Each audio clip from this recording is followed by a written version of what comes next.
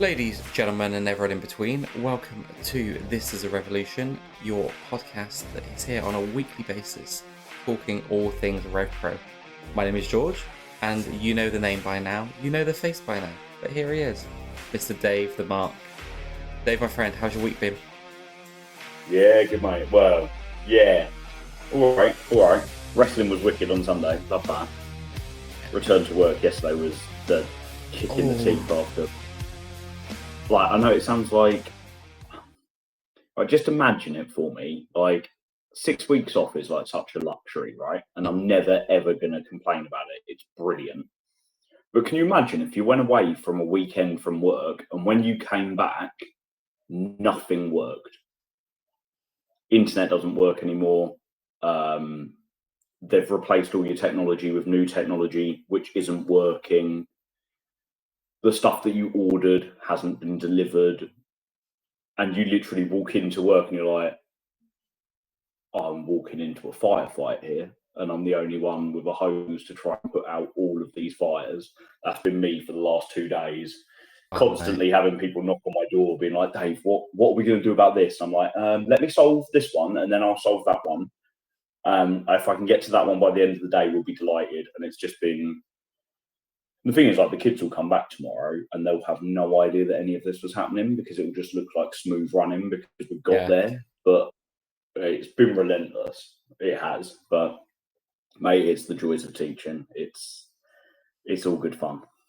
Oh, I can imagine. Like, I had 2 weeks off earlier this year to go on a cruise, and when I got back, my laptop wouldn't work at work, and that was enough to send me over the edge. I was just like, come on. Like, and I didn't have the worries of having kids come back in a couple of days to, like, add to that stress and everything. Like, oh, I feel for you, my friend. Feel for you.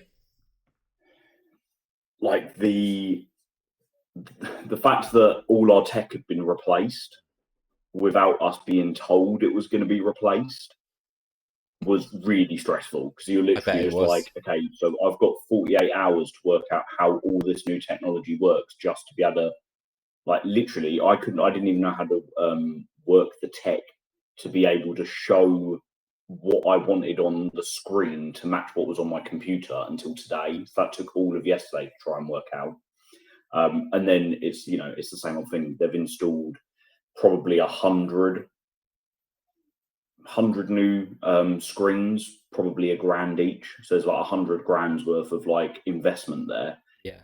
And there's always going to be something that hasn't been considered. Like, is everything we already had compatible with it? And it turns out it's not. So it's like, okay, so what are we going to do? Are we going to replace all of that? And if so, when, why? And if we're not going to replace it all, how can I make use of that tech this week? Because that's actually the stuff that's really important.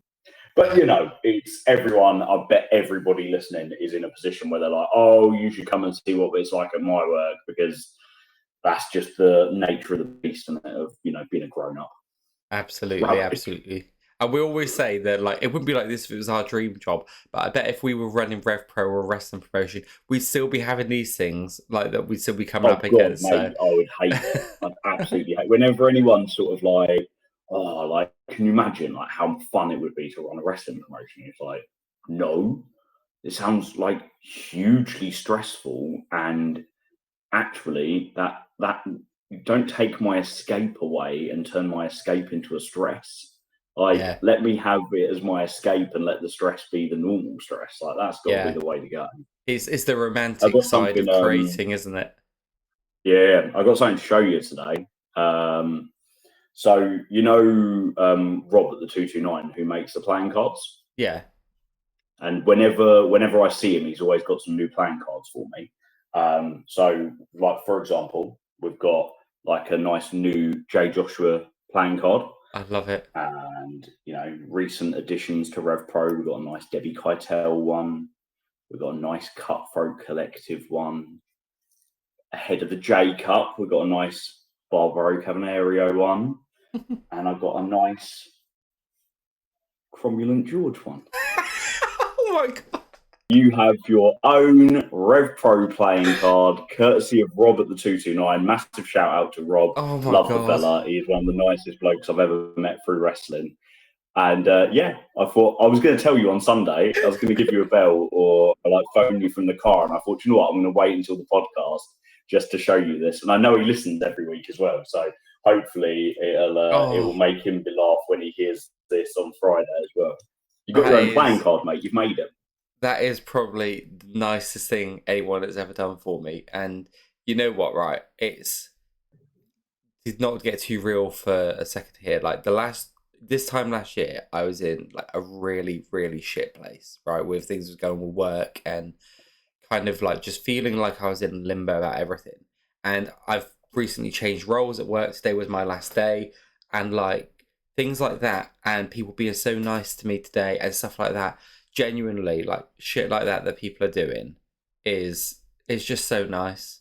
And Rob, thank you very much for that. I would never not think that's weird. Not weird that he's doing it. I mean, weird seeing my face on something like that. That someone has took the time to pick me to do that, but that is massively appreciated and just a bit of fun. And yeah, like that is my genuine reaction to that. Is like, oh my god, that is so Mate, cool. you've got to love the wrestling community, right? You It's do, a yeah. weird and wonderful place, but it is such a lovely thing to be a part of. It is, and I was saying this to someone recently when I was at the meet and greets at the Copperbox. That up until again, probably about 8 months ago, I went to wrestling shows by myself. Always, unless the wife came with me Yeah. to the odd one, always by myself. Never spoke to anyone while I was there. Really introverted, and now it's completely the opposite. I'm getting people speaking to me at events. I'm speaking to people. I'm feeling more confident to speak to people, and it's just so lovely that like the wrestling scene that I used to attend back in 2004, 2005, it's very different now. And while that um, caricature still exists to a degree, it's not the overwhelming dynamic, and I love it for it because it feels so nice. It's a proper Oh, community, man, and it's proper. oh, Rob, thank you very much. That is so nice. Um, so before we kick off, just kind of wanted to say that obviously thank you to everyone that's been listening. Dave and I understand that the episode lengths have been quite monstrous lately to try and get through because every time we talk beforehand, we're like, let's cut this one down, let's not go too long on this. And our excitement and all the different avenues to talk about just open up to us. So we really appreciate everyone who is watching, who is listening. And I know not everyone is going to be sticking around for a full 3 hour show. It's why we brought in the different chapters so that people could treat it like a buffet, pick and choose the bits that you want to take away. But thank you to those who I know definitely do sit and watch the whole 3 hours. But you know what, Dave? I've been feeling like absolute shit this last week. The wind down and getting back from All In just hit me, and it probably is coming across my microphone a little bit if I sound really nasally. Apologies to everyone listening. Apologies to everyone watching. I'm just going to roll with it. If you see me just coughing away in the corner, don't worry, I'm fine. It's just a tickly little cough that's annoying the shit out of me. But we are going to, for that reason especially, we're going to try and keep this down a little bit so that I can try and get through as much of tonight without Dave having to feel like he has to do all of the talking, because otherwise, what is the point of me being here if I'm just going to put Dave on the spot? Just a pretty But face, mate. oh well, I'll take that. It's a trading card face, mate. So before we get into the actual video proper as well, sorry, the review proper, I just wanted to make a quick couple of comments on last week's video. So again, we've just said about people watching. Some of you would have seen us talk about this on Twitter, but my god, the response to last week was something unlike what I've seen before on any of our videos. Um, when we started this channel, Dave and I had our kind of marks of what we were expecting to kind of get. And I said, hey, as long as we get over 10 views on a video, I'll be happy. Like, I genuinely did not expect to get any more than that to start with. And we were doing decent numbers. And our average number, I think, by this point, so I normally say that from the day we release up until we record is our release window. Like, that's how many, usually 3 and a bit days. And usually we get anywhere by that point, we're usually around 50 to 80 views. We're not a huge channel by any stretch of the imagination, but we get decent figures for what we're looking at. This week our video was 125 views as of right now, and we got 34.5 more hours watched across our videos than usually we do, and we gained in the last week 13 new subscribers. So whether that's the Copperbox doing well, whether that's us doing well, whether it's a mix of everything, just thank you to everyone who is watching us, liking us, sharing us. When we say that the comments, the likes, and all of that stuff goes far into the algorithm, this is the proof of it. Because if we can try and get this going and going and going, it just means that while we're probably not going to get the same numbers coming off of the back of a post Copperbox show, hopefully we can still do decent. So please just continue to do what you're doing, continue to like, continue to comment, ask questions, all of that good stuff. We are here for it. And that is the end of the shilling session, as we're going to be referring to it from now on. But Dave, I'll just say, like, any comments on the YouTube channel, like, will get responded to, and any questions on the YouTube channel we'll respond to as well.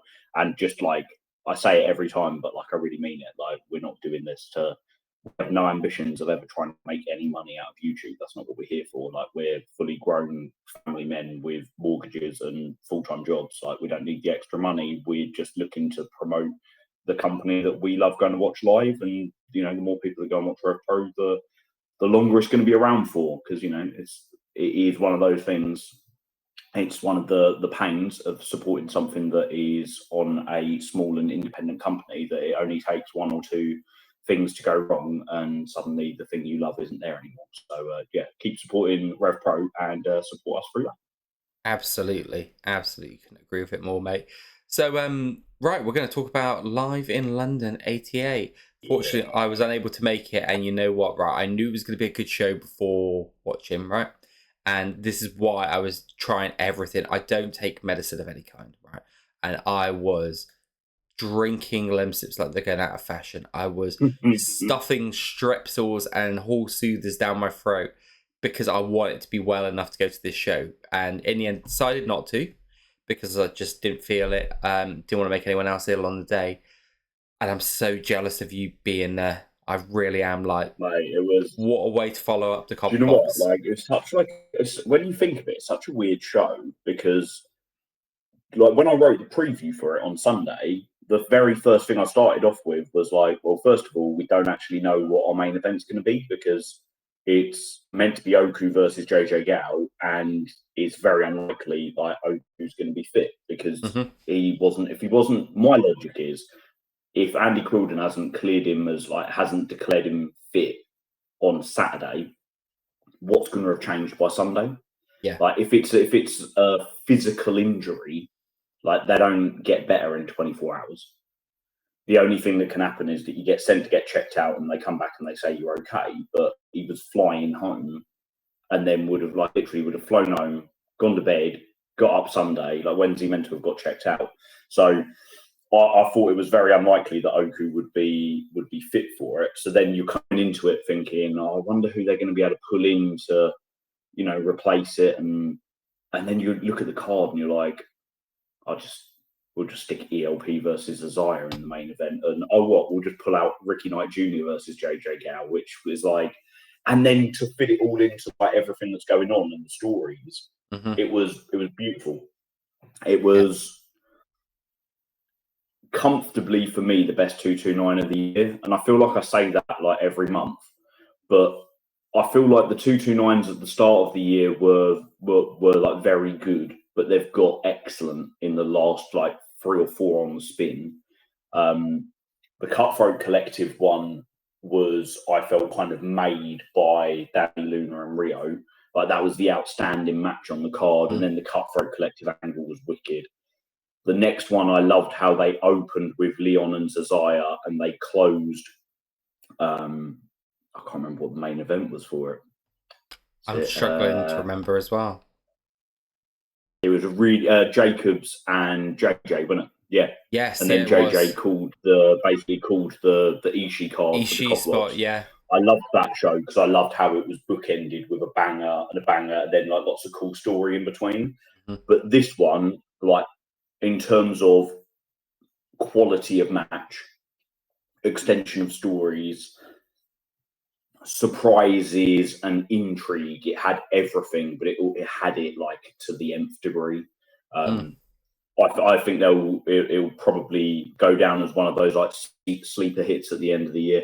People like when we're doing like top 10 lists at the end of the year, it'll be easy to put like, well, High Stakes is going to be in it, Global Wars is going to be in it, Revolution Rumble is going to be in it, Copperbox is going to be in it, and then you're going to be like, yeah, but you remember that 229 with ELB and Desire?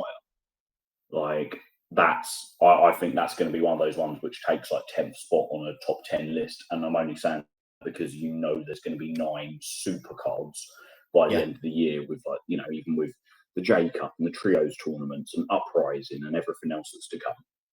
Yeah, Absolutely loved it, mate. yeah. Want to start at the start? Yeah, let's go for it, mate. So starting at the start was, you know what? If you're gonna start, why not start with your new undisputed British heavyweight champion, eh? Yeah, And Young yeah, that was Guns cool. coming out against CPF, Danny Black and Joe Lando. This just looked like a bunch of fun, and you know what, right? It highlighted Luke in the way that you wanted to, but for me, these tag matches, especially, what I like is Luke, for as domineering as he is, he almost kind of sits back a little bit, it feels like, and Ethan gets a bit more of the shine, which I love. Mate, The guy's becoming a favourite very quickly. Yeah, it's funny you say that because like editing my photos from Sunday, like the last couple of days, and I was sat. So I had Danny Black and Joe Lando stood on the turnbuckle, sort of like just in front of me here, and I had Ethan and Jacobs over that side.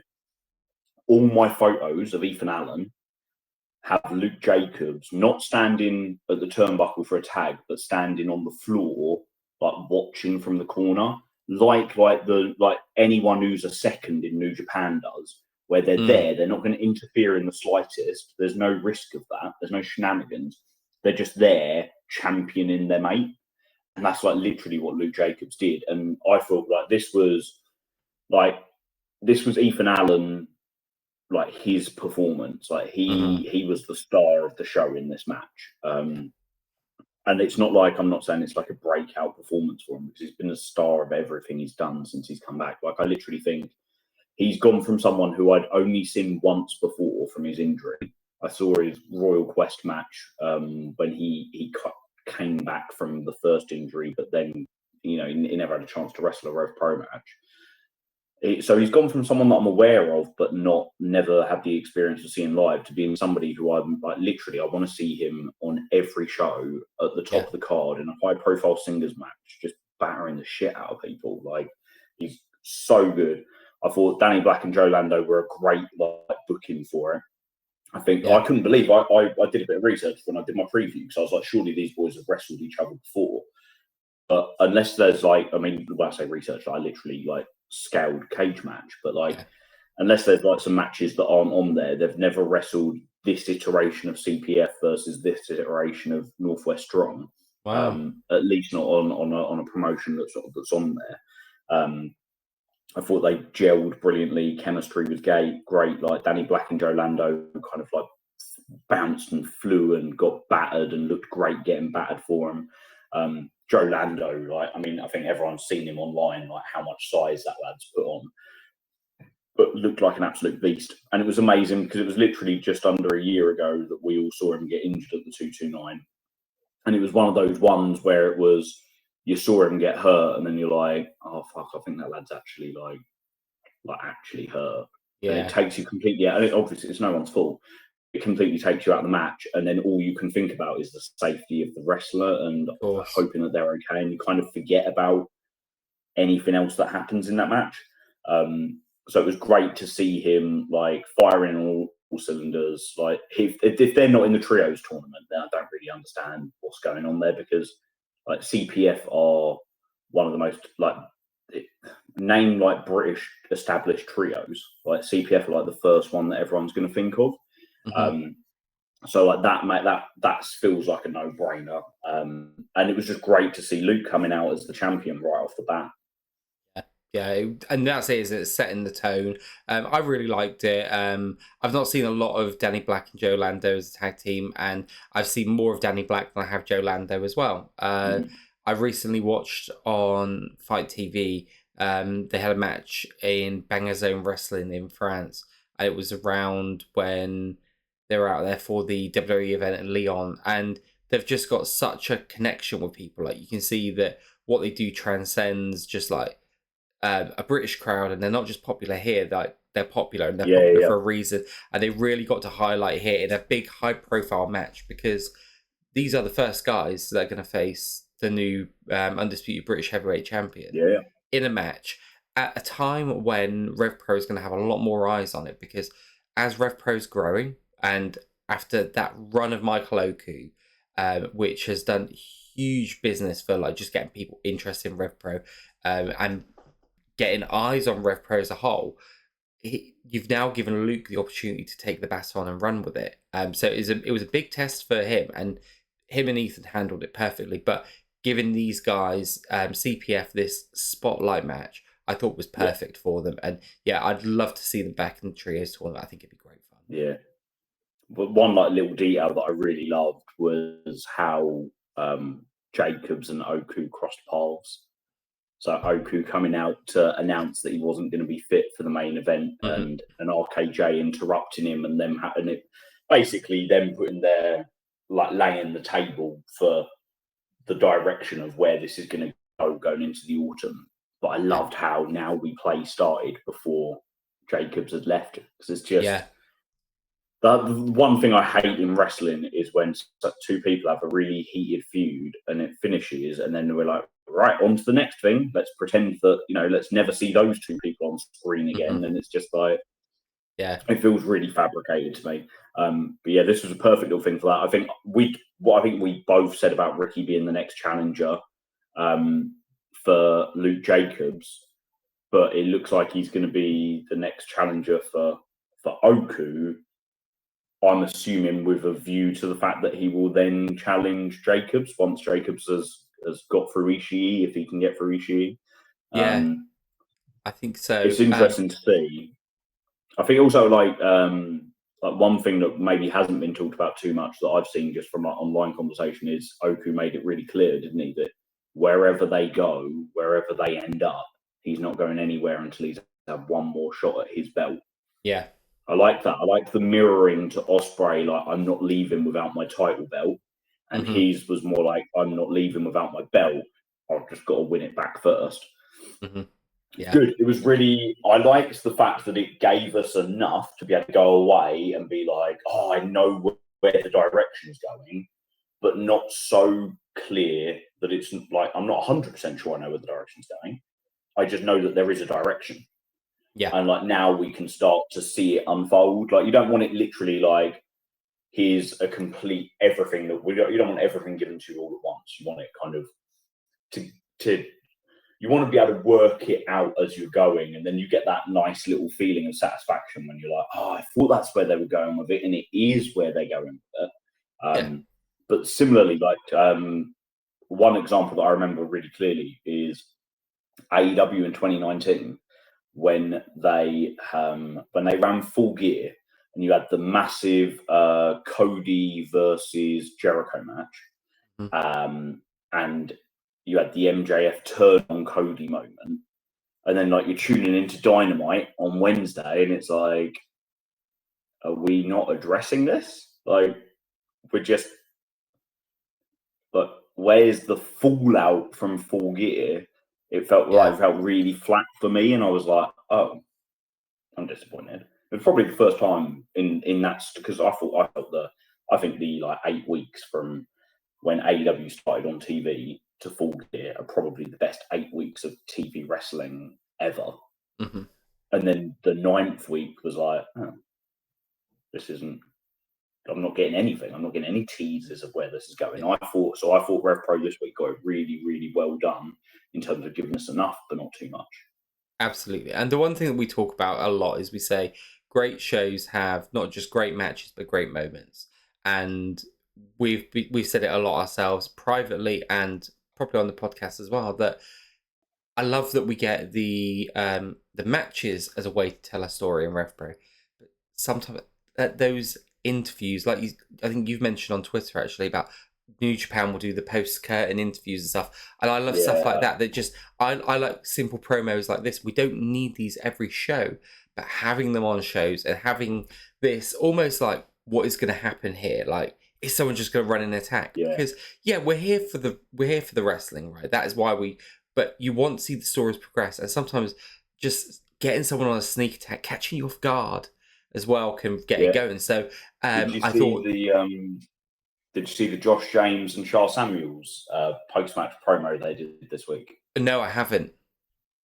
I need to I check don't that know if out. I don't think it's been shared on the RevPro Twitter channel. I know Shah posted it on his, and we got it up on the Instagram channel. So have a little look on the RevPro Instagram channel. But I'll it's have a look. exactly what I was talking about when we had that conversation online. Of just being like, Yeah, I feel like this is something RevPro could do more of, yeah, and this is exactly it. Like it's literally Shah doing a little post-match interview, like just a talking into the camera moment at the end of the show, and then Josh comes and joins him, and he's getting a bit of feedback on their match. But it's like yeah, it's funny.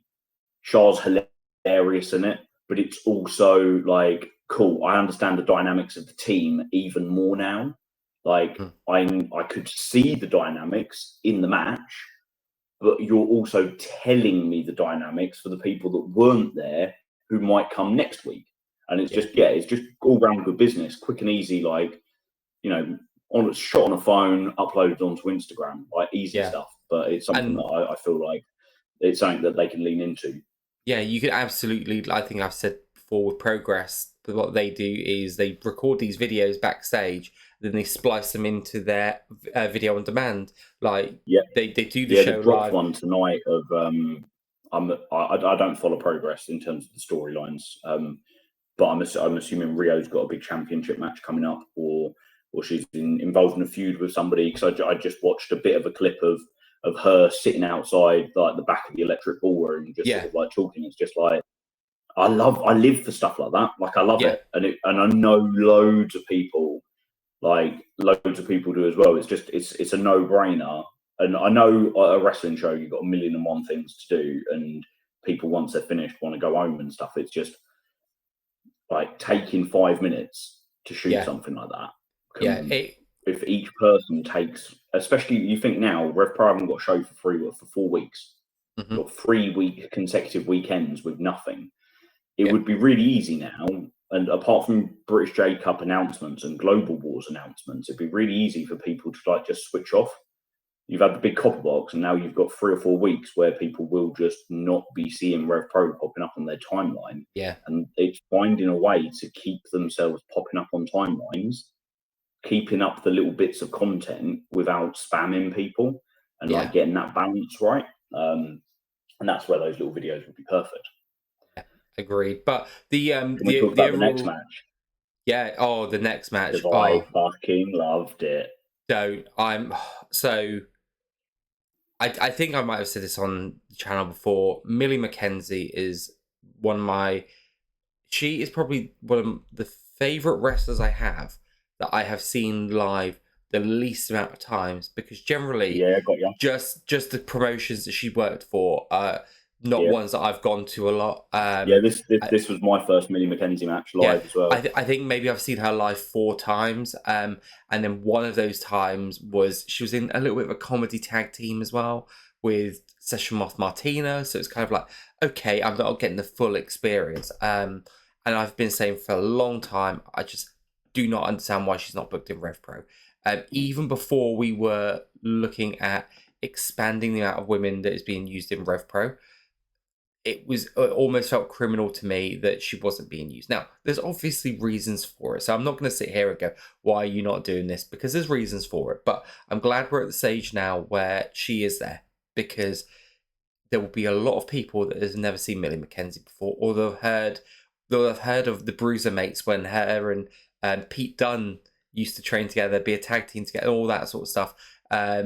But not actually know what she's about or seen what she's about, the stuff that she's done as part of Medusa Complex, and all of that good stuff going into it. And when I saw her name up against Kanji, like, this was for me, when this card got announced, this was up there with Zazea and ELP for me, like for what this could be. And my God, did this deliver?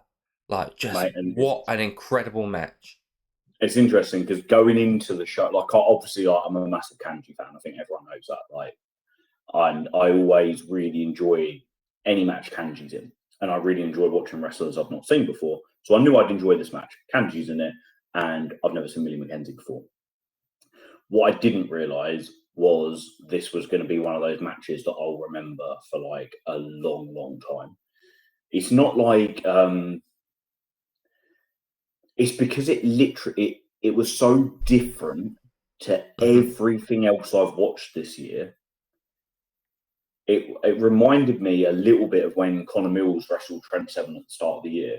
Not in the way that they wrestled the match, because they were two completely different matches, but in the sense that when I watched Mills and Trent, it was like, wow, this is like nothing else on these cards. No, they're not doing anything the same as anybody else, and everything. And I just stared at it and gawped at it and like kind of grimaced at it, and I felt everything. I was completely lost in that match, and it definitely helps the fact that Mills and Kanji are very technical. I love technical wrestling. Like, I grew up as a Bret Hart boy, but I knew that it would have that when like lots of people would be like, oh, it'll be cool because like Millie's like a suplex, like these like queen of suplexes, and like Kanji's like Kanji Sabre Jr. And I was like, okay, that would be like a cool like styles clash. And you're like, no, actually, they're just going to wrestle like the most technical. Well, I think like we absolutely purred over Hechicero and Zack Sabre Jr. because of the skill involved in their technique and all the different holds they did. And you're looking at me like, I don't even understand how you've transitioned into that. It was like pure artistry, and it really was. Kanji and Millie McKenzie was like, we're gonna do the most amazing painting ever, but we're only going to use a black pencil and a red pen. Like Zack Sabre Jr. and Hechicero used all the different art materials they could to create this beautiful painting. And Kanji and Millie were like, we're going to show you how we can create something like just as beautiful using the simplest of things. It's like someone saying, I'm going to cook you on the best meals you've ever cooked, you've ever eaten. I'm going to cook you bangers and mash, but it's going to be the most amazing bangers and mash you've ever eaten in your life. And it was so much like that. Like there was effectively, Millie McKenzie spent a good like 7 or 8 minutes just doing headlocks and bulldog chokes. But they were the best headlocks and bulldog chokes I've ever seen in my life. I was so attached to this match. I was absolutely glued to it. And it got standing ovation, and it fully deserved like that standing ovation. Like it was, and I always say that like if this match had been at the Copperbox, they would have had "This is awesome" chants. They would have got like "Fight Forever" chants, because a big crowd loves those big American chants. Very, very rarely at like the 229 or anywhere like that will you hear "This is awesome" or "Fight Forever," because it is a bit of an Americanism in wrestling. I personally don't really like those chants personally. It's like, yeah, of course this is awesome. Like, we're patronizing a little bit to say it. That's just one of those things that I don't particularly like, but that's just me. But what I do know is that also in the Copperbox, everybody stands up and claps at the end of every match. Like at All In, everybody stood up and clapped at the end of each match, regardless of whether it was like a 400-man tag on the pre-show or it was Bryan Danielson versus Swerve in the main event. But at the 229 and same in like Sheffield and down in Southampton, like to get a standing ovation is like, it's like our way of saying that was above the standard of everything else we've seen. And there were 3 of them on this card, which is nuts. I think they all deserved it. I do think they all deserved it. But I also think the fact that, like ELP is a big name, so you'd expect him to get a standing ovation. Yeah. His match deserved it, don't get me wrong, but you'd also expect him to get a standing ovation. Of course. And Leon Slater and Jay Joshua got a standing ovation. And again, 100% they deserved it. But I think there's something even more so for the fact that these guys got the first standing ovation. So then it's kind of like, you know, by the time we do it a second time, it's like, oh, we did it earlier, let's do it again, because this one was really good as well. Yeah. And they did it in like the second match on the show. That's like the hardest spot to be in, isn't it? Like second or third match of a 7-match card. And following the match, you did. First match is a bit of like everyone's up for it. It's the first match on the card. The one before the interval is always like a big moment, big spot. First one back after the interval is normally a big spot. Semi-main event, main event, they're all big spots. Second or third is, I think, the hardest spots to get the biggest reactions, and they absolutely did. Yeah, and like we just said there as well, the match that they had at the start of the show, right? Young Guns versus CPF. Great. Then they followed that up with a Michael Oku emotional promo, which had all kinds of shit being said by RKJ that was there to elicit those reactions. To, like, the amount of times I heard the crowd go, oh, yeah, like, they would that lad is, every time he's in the ring with that woman, he's always villainous about it. I think they're brilliant together, Amira and RKJ. Yeah, but nothing will make you hate RKJ more than seeing him next to Amira, because he's always a dickhead towards her. And just her reaction to him when he said to Michael Oku, he's like, we're the same. And she just went like that and gave this massive... mate, it was side-eye, but face on. So you've got all of that going on, and then you put this match in there. And we've spoken about it a lot. Like, Kanji, like, for me, is one of the MVPs of RevPro this year. Like, just give her the ball, she's going to go and score the goal. And up and up and up. And I think sometimes as well, the reputation of Millie McKenzie actually sometimes undervalues her a little bit, in the sense that people go about the suplex, but she's so much more than that, and she's got presence, and she's got she hit a suplex for the first 10 minutes of the match. No, but even at the beginning, like so on commentary, Andy was talking about the suplexes. The one thing I do want to touch on though that they mentioned before we get to kind of the end of the match was obviously Millie is wearing Medusa Complex gear. Yeah. And Andy mentioned that a lot on commentary, which I thought he name-checked Charlie Evans, didn't he? He did, and I was like, I found the coolest little benefit, I'll tell you this, I never really sit on the side I sat on at the 229. Yeah. Mainly because I like to have uninterrupted view of the ring, and obviously on the sides are where the camera operators work. But I had some like real life boring stuff to do on Sunday, so I didn't get down to London anywhere near the time I normally do. I literally got there about 10 minutes before the doors opened, so I just kind of wandered in and was like, where is there a spot for me to sit? And fortunately, because I'm literally on my own, there's always going to be one spare seat that no one sat in, and there was a spare seat on that side, so I went and nabbed it. And then I realised you're literally sitting in front of the commentary desk, so you get the full experience. You get to watch the wrestling and hear all the commentary as it's happening. So I thought it was very interesting about the Medusa Complex references, the Charlie Evans reference, because so obviously at the end of the match, Mercedes Blaze came out and offered Millie McKenzie a Cutthroat Collective shirt. Millie took the shirt, but you could definitely see like she wasn't taking it because she's joining the Cutthroat Collective, but she did still take it, and she didn't outwardly reject them. So it's left that on the table, and surely this means that one, we're getting more Millie McKenzie in RevPro because they've got that nice little loose end tie up now. But also, surely this means that somewhere down the line, we know Charlie Evans is coming back to the UK. She is available, or was available for bookings. I think it was October time. So at some point, it would be absolutely bloody lovely to get Medusa Complex versus Cutthroat Collective.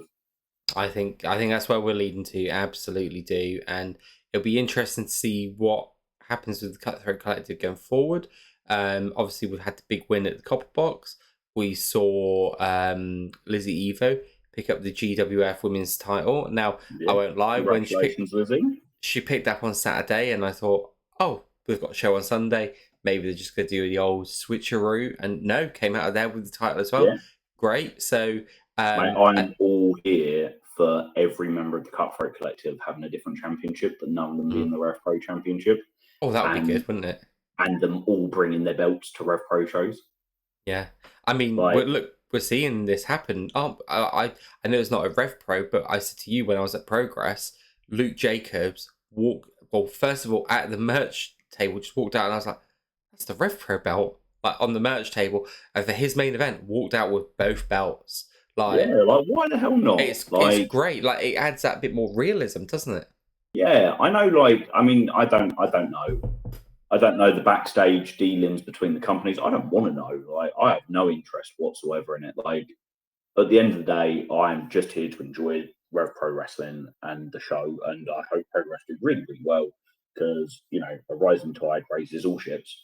So I hope every company does really, really well. I hope loads of people go out and spend loads of money watching British wrestling, and hopefully, if that happens, we might end up where, you know, an absolute golden age of British wrestling where these guys are making a full-on living from wrestling in the UK. That's got to be like the dream, isn't it? Oh, wouldn't that be nice? But I loved seeing Mina Shirakawa on AEW this week with the RevPro belt.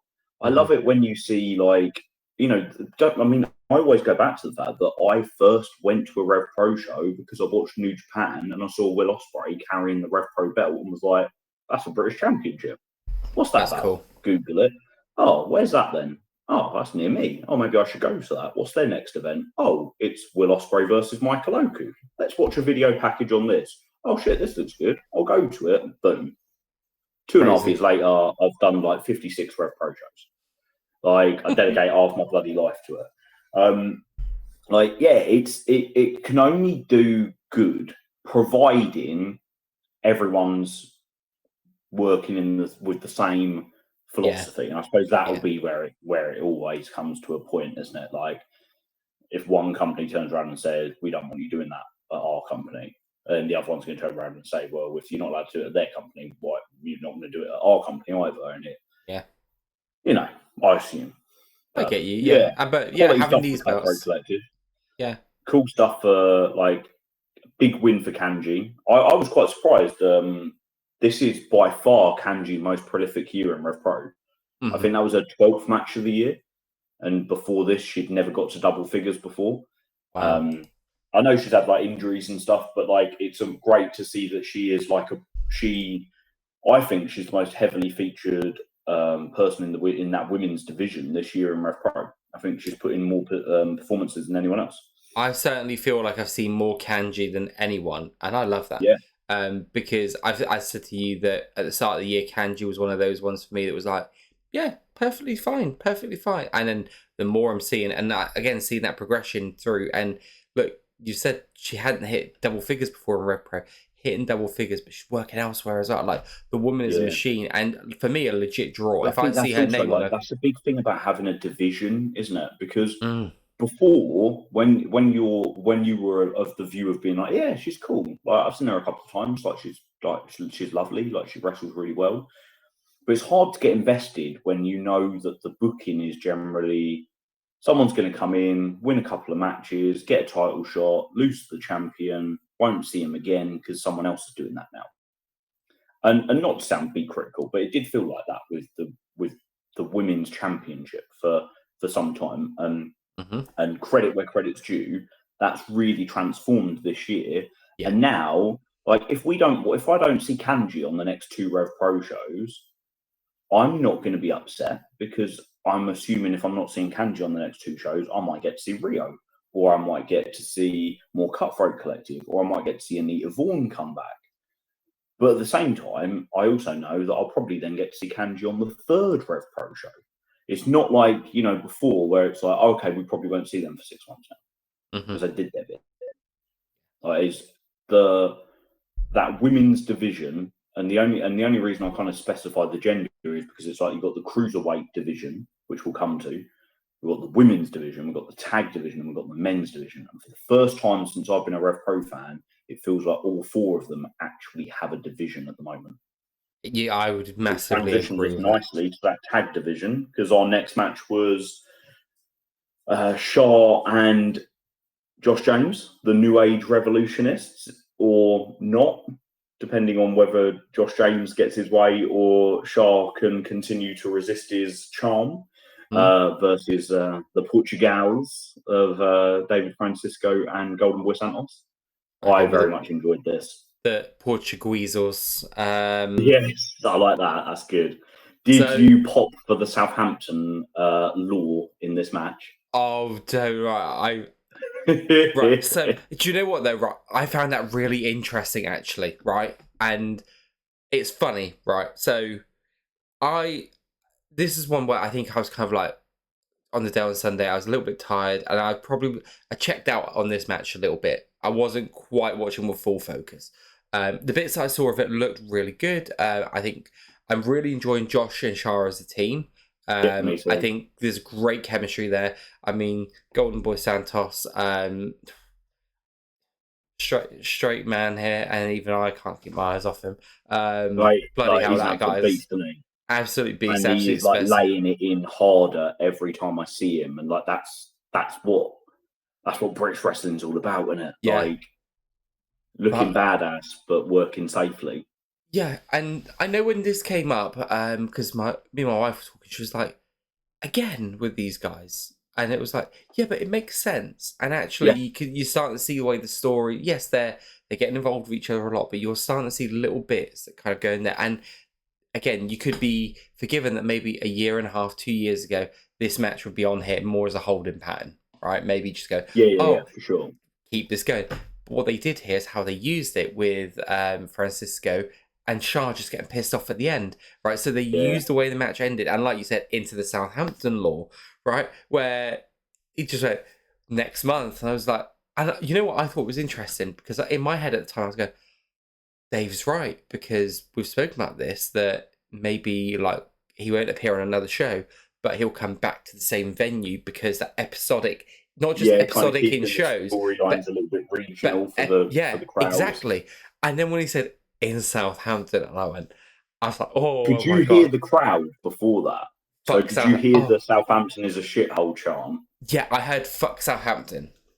Yeah, and it was so like literally I popped, like absolutely popped, and then like couldn't recover it because it was like at times there was like some quite serious like emotional wrestling going on in the ring. I'm just sitting there like giggling away because the 229 choir on the hard cam side had come up with the Southampton as a shithole. And what I loved was that the lads who started the chant were the lads who came to the 1865 last time. Got you. So right. They've actually been. They can testify. So they could testify that. But yeah. Also, they experienced Francisco in Southampton, and when he was like, "Yep, we're gonna do a respect match," and I could loved hearing Andy Cruden on commentary being like, "What's that? Has there ever been a respect match?" And it's like, but I like it. Like it's cool, and that's gonna be like. When we go to the 1865, what is that? It's the week before Golden Wars, Global Wars. The week before Global Wars is the Southampton one. Yeah, and that's going to be a match that we're all buzzing about beforehand, and everyone's going to be talking about. And actually, like, I'm tempted to say stick it in the main event. I'm not being funny, but Francisco in Southampton will get a louder reaction than anybody else on the card. So reward him for it, put him in the main event and let them like batter the hell out of each other and go like, Rock versus Mankind, I Quit match. Maybe not that far. I don't want anyone to like actually die because I felt like that was going to happen in like 1999 watching that match. But you know what I mean? Like, yeah, like I'm absolutely, and what I love as well, we've already got a match confirmed for a show in like 6 weeks' time. I thought that was amazing because, here's the thing we've said a lot is about bookings of shows and not finding out sometimes till like the day before. It feels like we've had a Southampton match confirmed. We had at Summer Sizzler, we had a J-Cup participant confirmed. We've had a main event confirmed for Global Wars and that Mina Shirakawa is going to be in. So like we're getting things here, there and everywhere, which... Great, like one thing I think they really need to do, and I'm going to keep saying this in the hope that one day someone related to RevPro hears it, put out a match for Sheffield. because there's going to be so much for the J Cup. Put out a match where you know that nothing at the J Cup is going to affect that match, but just let those guys know that you're thinking about them and that there's going to be some cool stuff, because the Sheffield cards are always really good, but every time I go, there is like this grumbling grievance amongst the fans of the fact that they didn't know what the card was going to be until the last minute, and the Sheffield shows always feel like a little bit of a last minute for after the J Cup. And you know that they're not, because that's not how Andy works. Like, he's thinking like months in advance. So just give them something. Like, give them something to like keep everybody happy. Like, because also often I then look at the Sheffield card and I was like, okay, maybe they were keeping stuff up their sleeve because of the Stevenage show, and you're like, no, I don't think that actually there was anything that happened on the Stevenage show that directly affected this Sheffield card, in which case it probably could have been announced before. I suppose maybe like promoting two events at the same time is like, you don't want to be like spamming people with match announcements and stuff. Yeah, but maybe, like I say, maybe you've got 4 weeks now. You've got 4 weeks to effectively promote 2 shows at the end of the month in the J Cup and Sheffield. You've got the 229 the week after, Southampton the week after that, and you've got Global Wars. So you've got 4 weeks off to promote 5 shows, but you don't need to do the full cards for any of those shows except the J Cup and Sheffield in those 4 weeks. Yeah. So you could just drop a 229 match, keep dropping the Global Wars, because there's lots more tickets that can be sold for Global Wars. And we've already got something for Southampton, so I know that the people I know in Southampton are going to be happy with what has already been announced. The rest of the card can be announced the week before. Yeah, like they've got something to get excited about, because you know what, like, we sit on here each week and we talk for like an hour or 2 hours, sometimes 3. Because we just literally like talking about wrestling, right? We don't plan what we're going to talk about. We come on here and we're literally talking to each other like it's a FaceTime call between 2 like really good mates. We just happen to record it. There'll be loads of other fans who like talking about wrestling. They want to get excited for a show they're going to, but they can't if they don't have anything to get excited about. So just give them something to wet the whistle a little bit. Here's the thing, right? If it's a reasonable thought that Barbaro Cannavaro, I butchered his name, I always get it wrong. I think I've just called him Barbaro Cannavaro. That Fabio yeah, Cannavaro. Yeah, that luchador Italian wrestler. But like, there's a great chance that if he's there in Stevenage, he's probably going to be on Sheffield, right? Most likely. Just say will be appearing, right? That's cool. Like, I remember saying to you with the Southampton show when they were like, oh, some of the talent that's going to be in London for the Revolution Rumble, going to be in Southampton. And I was just like, oh, I hope Josh Alexander, right? And we got the match announcement. But if you did just said to us, Josh Alexander's going to be there, I'd be like, oh my God, like, I've got this to get excited about. 100%. But I think you know what you said about the Southampton, going back to this match as well. The thing that I found most interesting with it is, normal story would dictate that you probably see Shah get the win over Dave Francisco, get the respect, or something would happen that would further it along a little bit more. So Dave Francisco does something where, like, he gets Shah. I don't know how they would get there, but you'd get to that stage, right? They're adding the dimension in here of Southampton, which is going to be so pro David Francisco. And it's really Chicago, isn't it? Yeah, it's really twisting everything on its head a little bit. That's the bit I find most interesting here. I don't know the reasoning for it. I couldn't tell you the reasoning for it. I don't know why, but I'm intrigued to see it. I can guarantee one thing: this match wasn't decided upon before the last Southampton show. This is a response to how Francisco got a reaction at the last Southampton show, and I love that.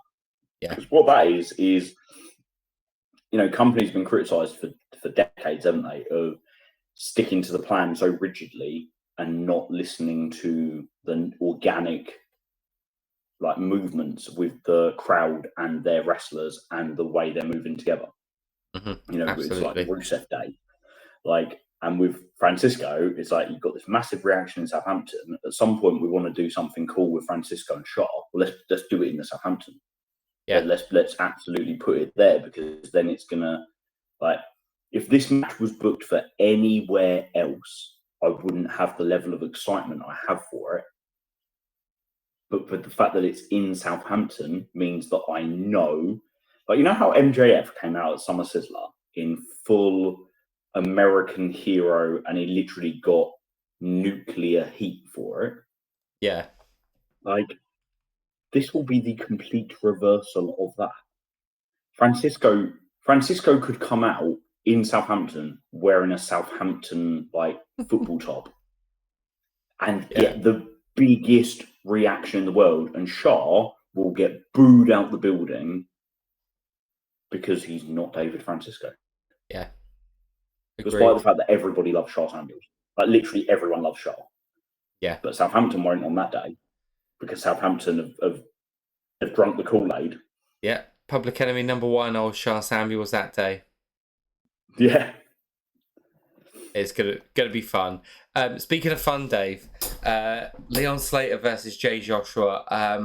I don't have many words for this because, again, this feels like another one of these matches that actions and watching it just it was art. Yeah. It was great. Jay Joshua is another one of those people that is being presented with opportunities. And look, his first opportunity was against Ricky Knight Jr., right? So he's a great guy, but he was made to follow that Zazaya and Leon Slater match, right? Knocked it out of the park.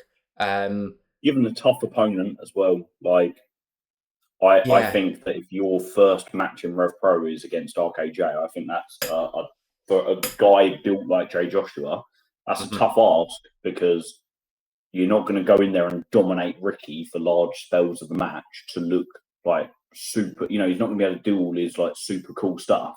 Yeah. The way that he dominated Leon and JJ in this match and the last match in Southampton. I think that first match with RKJ was a really good match. Yeah, it was really good. The match with JJ Gal was excellent. I think this one was even better.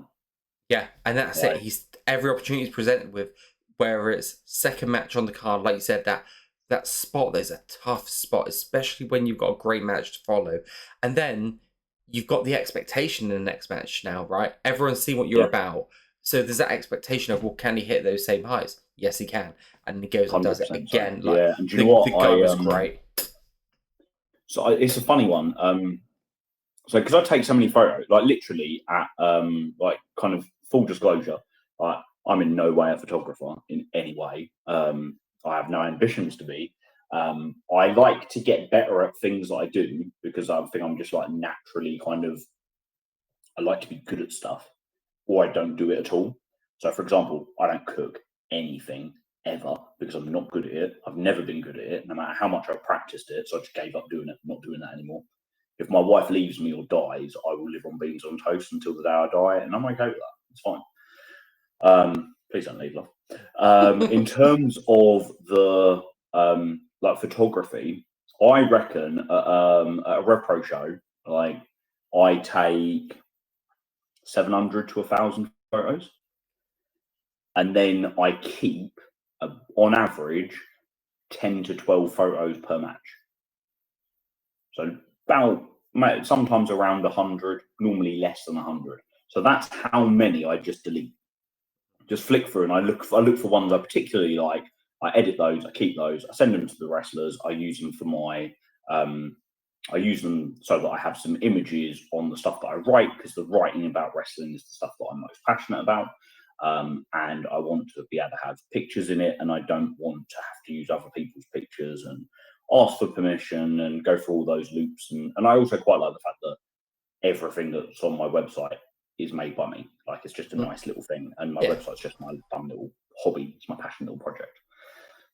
Anyway, the long and the short of it is, when I flick through my photos, often I am looking at things differently to what I'm looking at in the ring. When I'm sitting at ringside, I'm watching all the moves, I'm watching everything, but you can't see everything as it's happening live in front of you.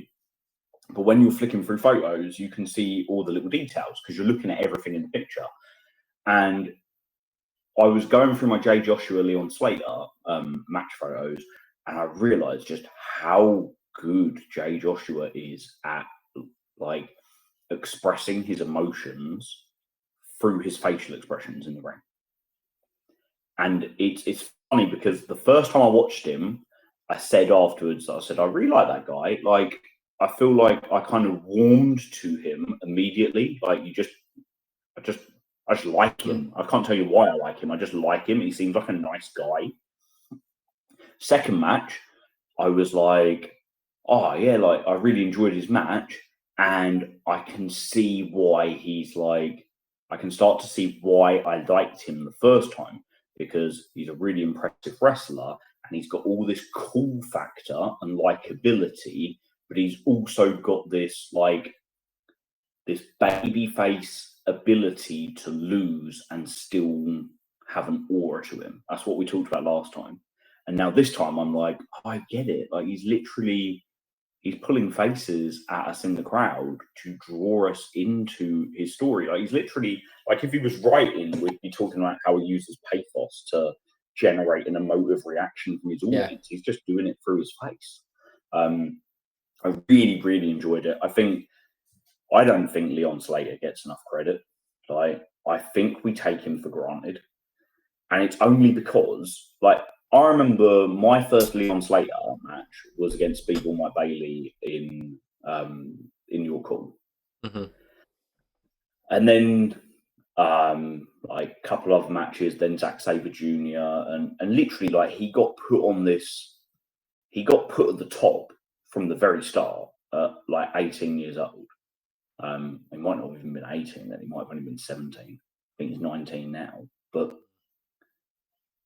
because he was so good straight away and then has just got better and better since then, I think we just forget how good he is.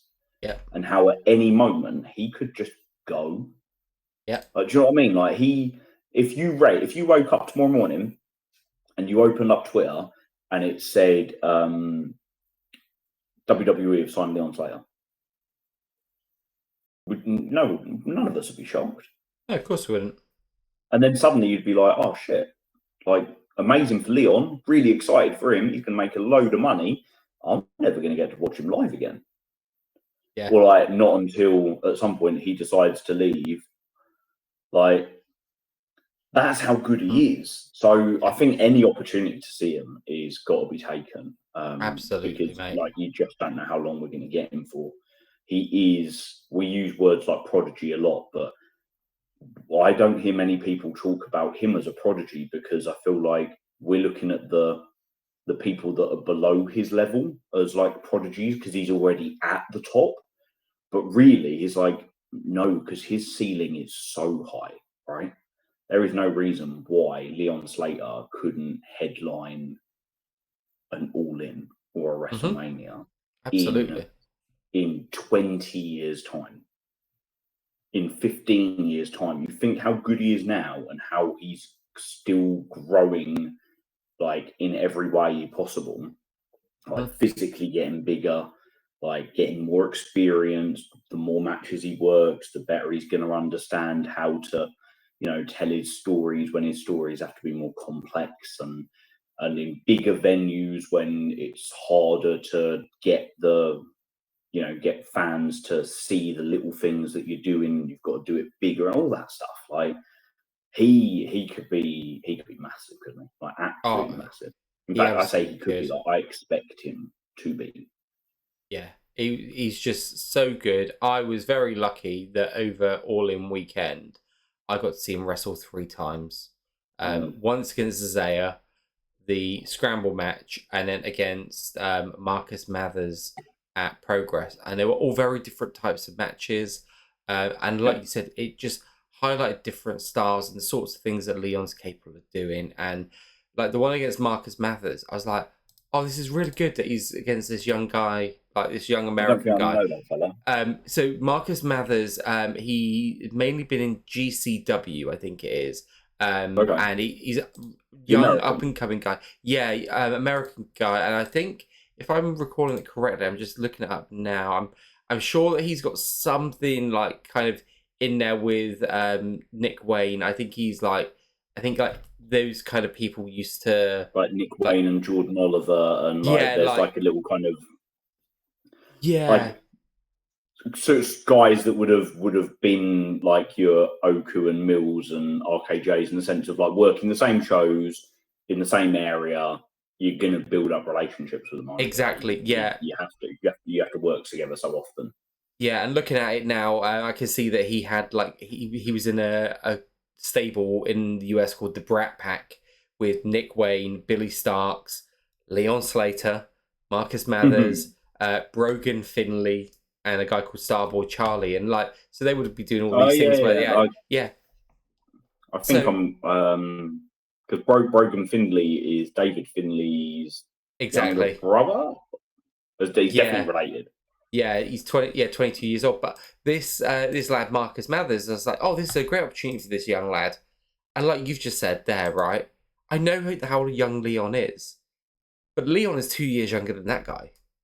And Yeah. it's like, hang on a minute. Like now that you just said it, it's like I 100% I would agree with you that we take Leon Slater for granted. What I would say that I do want, and part of me, maybe this is why I take it for granted a little bit, is because the apart from the taking of the cruiserweight title, which seemed more about the chase than the reign, because Mhm. and I don't know what the like at the time whether it was a case of okay we just wanted to get the belt, give him his moment, and then the TNA stuff came up and they weren't kind of sure because that hot shot to Jordan Breaks did feel a bit It quick. felt really awkward. Um, Like it was. If the justification, maybe one day we'll find out. If the justification was like we just wanted to show that anything can happen on any card and that championships don't only change in your call or equivalent, cool, fair play, happy with that. But then also it's like, but then Jordan didn't get a very long reign either, and his kind yeah. of his kind of ended before it started. Hmm. It's funny, like here's one for you. Will Caven has successfully defended the cruiserweight title the same number of times as the three previous champions.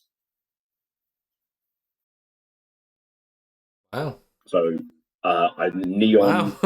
Neon, Leon Slater, and Jordan Breaks all defended the belt once each. I think maybe Neon defended it twice, once in the UK, once in Mexico. But in terms of like in front of the UK crowd, they all did one title defense on UK soil in front of the UK crowd and then dropped it. Wow. So Interesting. on that sense, Caven's dropping it at the next show. Yeah. I don't think he is. I don't No. think he is. I think we've got Caven for a long time, and I'm all here for it. Neither do I. But yeah, like the Neon title change was good business. There was Hmm. great opportunities there to get the belt in Arena Mexico, and even like just the I'm sure everyone has seen the video of Robbie X taking I'm not even sure what it is, but it's like a springboard moonsault off the top rope from Neon. That video that video has been seen like hundreds of thousands of times. Oh, Hmm. that's incredible. Like wrestling videos don't get those numbers very often unless they are from like the top two companies in the world. Yeah. So like that's there's and the RevPro title belt is it's not in that video, but it's in the description of that video. So Hmm. like that is obviously cool. I love the fact that Jordan and Leon can both say that they are former cruiserweight champions. I hope that both of them get more opportunities. Hope Jordan gets more opportunities in RevPro. I hope Leon gets a big RevPro title run at some point, whether it's the cruiserweight belt or the heavyweight belt, but like gets to be a top dog in RevPro with the belt to show for it as well. And I also hope on the Jay Joshua front that we get to see a lot of Jay Joshua in RevPro, because I've seen a lot of people in the last 2.5 years come and do a show. Very, very rarely have I ever left a RevPro show being like, oh, I didn't really like that guy. I wouldn't ever want to see them again. In fact, I honestly can't think of any time, literally no time I've ever felt that. But there are 2.5 years later, from the first time I saw, I'll go back like to seeing like Tony Deppen and St. Neots or Jack Morris and Daz Black and like, random people that have kind of like come and done a show or two shows and then not been seen again. There's probably loads that I've forgotten that I'd have to check and be like, oh yeah, I remember that person. Like Ninja Mac. There you go. There's one that didn't come to mind straight away. Ninja Mac. Ninja Mac was fun. Like I liked seeing him. But after I saw my Ninja Mac match, as much as I enjoyed it, and I did, it was good fun. I wasn't like, I want to see that every week. But with Jay Joshua, it's like, no, I want to see Jay Joshua as often as I get to see everybody else. Yeah. I want to see him. If he's okay, maybe he doesn't work the J Cup. Cool, let's have him in Sheffield then. Or if he doesn't work in Sheffield, no worries. Can we have him at the 229 then, please? And I really like the idea that when I first started going to RevPro, you'd be like, okay, so Mike Oku's going to be in a match. Conor Mills is going to be in a match. RKJ is going to be in a match. Luke Jacobs is going to be in a match. And then you could literally so it would almost be like, well, there's one match that hasn't been announced yet because there's 6 matches announced. So they've said it's going to be a 7-match card and Conor Mills hasn't been booked yet. So it's who's Conor Mills wrestling? I like the fact that there was no Conor Mills match this week. Yeah. Because now I'm more refreshed for when I see him next time. Yeah. But also somebody else got a really Jay Joshua might not have been on the card if Conor Mills was going to be on the card. Like you can't have everybody on every show. There are only so many spots. Unless every match is a ridiculous multi-man match. There are only so many spots. But what you can do is you can have multiple storylines. So cool. Like we had Francisco and Charles Samuels and Santos and Josh James extend their storyline this week. So maybe next show we don't have them on there, and we extend the Conor Mills storyline. And then on the next show we have Mills and we have Shah and Josh James and Francisco and Santos, but we give RKJ the night off. Yeah. And as we've seen, not being on the card doesn't mean you're not on the show. Exactly. Blaze wasn't on the card, but the Cutthroat Collective were on the show. She represented them. RKJ wasn't meant to be on the card, but he was always, I'm assuming, that wasn't a last-minute decision. He was always going to do something with Oku. It felt too perfect for it not to be planned. Yeah. Mills wasn't on the show, yet Mills was still on the show. It's possible. And I think it's been really refreshing this year how we've had more stories, so that means that, the stories can be that little bit longer because they're spread out over more shows than they would have been in the past. And it's, long-term storytelling is kind of what everybody's looking for, isn't it? It's the most rewarding form. It's why look at people watching TV trends. Less people are watching films and more people are watching like HBO, like 8-10 episode seasons. My missus and I have just finished the Game of Thrones House of the Dragon. And it's like, that was like 10 hours of content or 8 hours of content where nothing at any point felt rushed. Yeah. If at anything, you're like, I'm not entirely sure if anything happened that episode of note. And then afterwards, you're like, oh, actually, I'm interested where this is going. That got extended. He's even more of a dickhead than he was before. She's even more lovely than she was before. Like you get all the, and then I'll put on like a blockbuster film, and you're like, this feels like I feel like I'm watching it on fast forward because everything's just way too rushed to get to the finish. Yeah, and that's the beauty of the type of wrestling that I love. Yeah, it was funny. I was listening to a podcast earlier. It was discussing exactly the same thing about TV, and one of the best shows that I've ever watched, potentially my favorite show ever, is a show called The Shield, and it's made by the guy who did Sons of Anarchy, and it was his show beforehand. If anyone's ever watched it, they'll probably attest to this. But I've said it's the show that for me, that right from the first season right the way through to the end, has the best character development of any show, because they've got all these, you've got your seasons, but you've got your individual shows that allow characters to breathe. What this did here is it allowed characters to breathe because nobody knew Conor Mills was there. If you knew Conor Mills was there, it's not a surprise. Well, it is if he comes in and leathers someone at the end. But if he's not booked, it's a massive surprise. You get that reaction out of Mhm. it. And it's those sorts of things that kind of for me, and then like you said about the building the character, allowing people to see bit by bit, it's where someone like a Jay Joshua can connect with people and spend more time getting over. And you can have your bigger characters like your Michaels, your Ricky Knight Juniors, all of those appearing every now and again because you know that you bring a Jay Joshua on, people are going to connect Yeah. with it. And to steal a phrase that the youngsters are saying these days, the agenda. We're going to talk about the agenda. The agenda for me is Jay Joshua, Global Wars, Jeff Cobb. Oh. That's book it, Andy. Do Book you know it. what? Jeff Cobb owes us one as well, doesn't he? Jeff Cobb owes us an appearance. I still haven't forgotten. He was going to be Epic Encounter 2022. That we were meant to have Yeah. Jeff Cobb, but then he got called up for an AEW appearance. So And let's yeah, be honest, there's no way. people will moan about it, but that is what it is, isn't it? Like you can't really Oh, complain too much about look, the fact that, it's especially as it was one of his first times on American TV for it. yeah, it's the Steph But yeah, he Care owes thing us for one. me. So I'd like to see Jeff, and he's a lovely fella as well. I got to meet him at the meet and greet last year for Royal Quest, and he was Nice. absolutely lovely. Yeah, I he got a seems photo of nice. him in my downstairs bathroom, in fact, because he signed a message for my daughter. Oh, love that. One day, I might let people on our podcast. This is a weird thing to say. See the monstrosity that is my downstairs bathroom, because we have a massive picture of Nick Cave.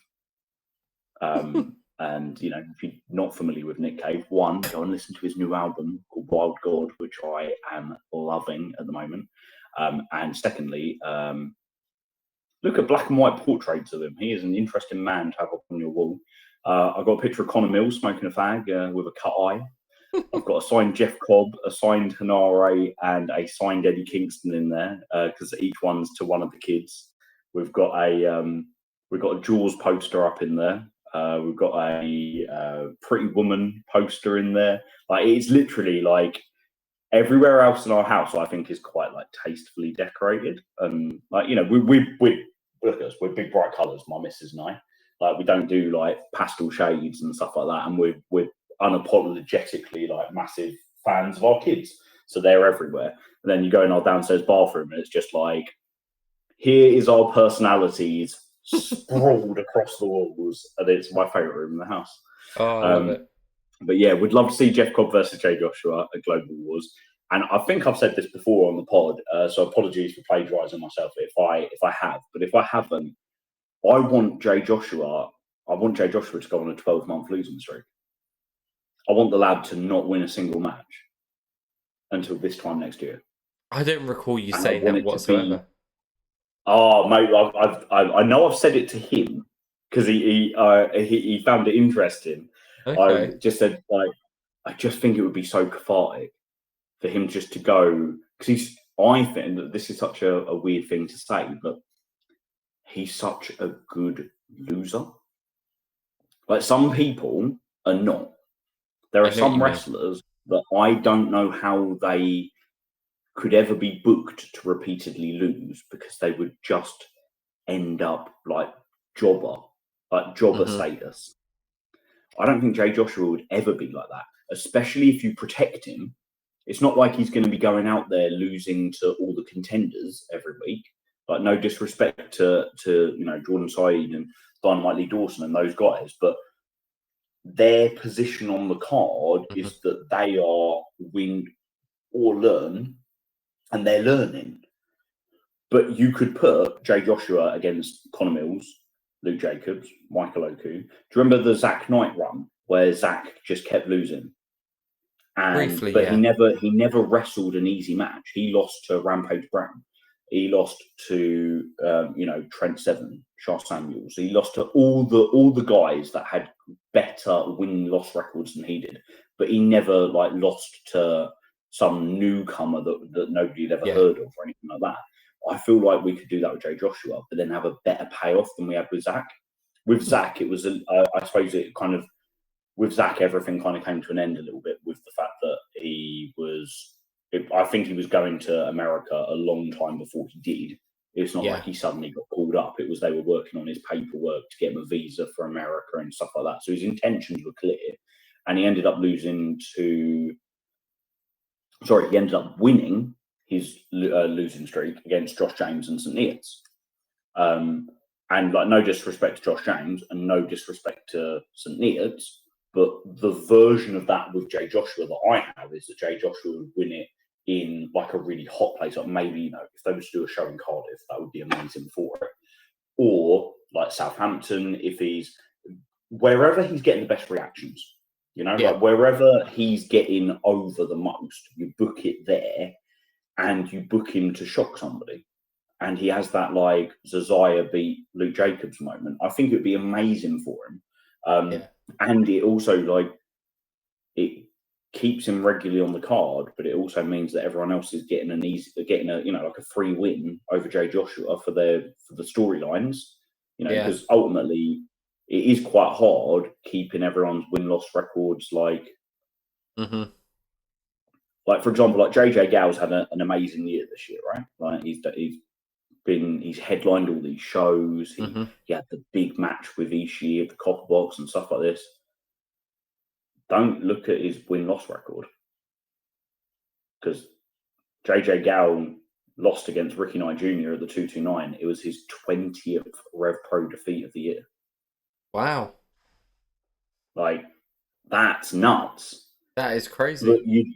But you don't notice it that much because of the fact that he only ever loses to like really good people who are even higher up on the card than he is. But at some point, you're going to want JJ Gale to get a big win, so he beats Jay Joshua. When you need, you know, Ethan Allen to get a big win, he beats Jay Joshua.